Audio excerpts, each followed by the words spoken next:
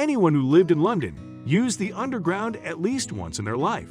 Even Queen Elizabeth II took it. Once all the citizens minded the gap and stepped aboard the city's subway system. Yet for one woman, it held a special place in her heart. Dr. Margaret McCollum had to struggle with devastating pain from losing her beloved husband, and the sudden loneliness settled deep in her heart. However, she found a unique way to cope with her loss oddly deep underground until something happened that suddenly made it strip away. Without any warning, she feared the last memory of her husband had permanently gone, but she was determined to get it back. Margaret loved using the London Underground, as well as the millions of commuters. Every single day, she took the transport system from her home in North London to her office.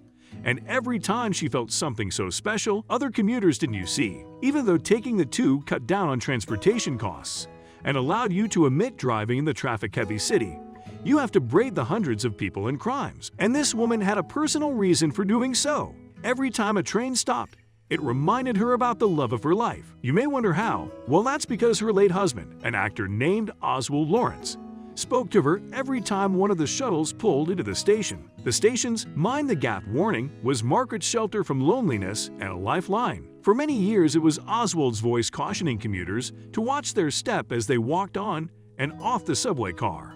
Mind the Gap. Years before he died, the man recorded these words for the London Underground, and the woman heard him almost every day. Even though Oswald wasn't an extremely popular actor, his voice had lived on throughout the northbound Northern Line of the London Underground since he died in 2007. This helped Margaret cope with her sorrow. Of course, it was harrowing for her to lose her husband. I was completely, utterly devastated. I mean, that might sound ridiculous, I thought. Right, I have to do something about this. Nevertheless, she was lucky to have such a unique sense of comfort hidden in the subway. Margaret loved to wait these extra minutes to hear his voice, even before he passed away. The two deeply loved each other, and she didn't miss an opportunity to hear her darling's voice. However, over the years, Oswald's voice became less prevalent. The warning word of the man Margaret fell in love with on a tour of Morocco in 1992 stripped away from her life, as well as the lives of thousands of commuters. The only station that held the memory of him was Embankment. Margaret didn't take the opportunity to hear these 3 words of her love for granted. Most people couldn't bear their beloved ones after their death. As of now, the woman traveled via Embankment as often as possible. Despite it being out of her way, it was worth it. When she heard Oswald speak, the feeling of nostalgia washed over her, and she felt delighted, even if it lasted for a few seconds.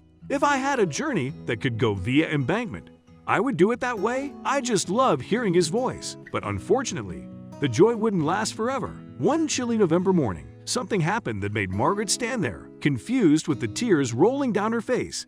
The silence. There must have been something wrong with the loudspeaker. So she waited a little longer, but nothing happened, and the woman decided to wait for several subways to pass.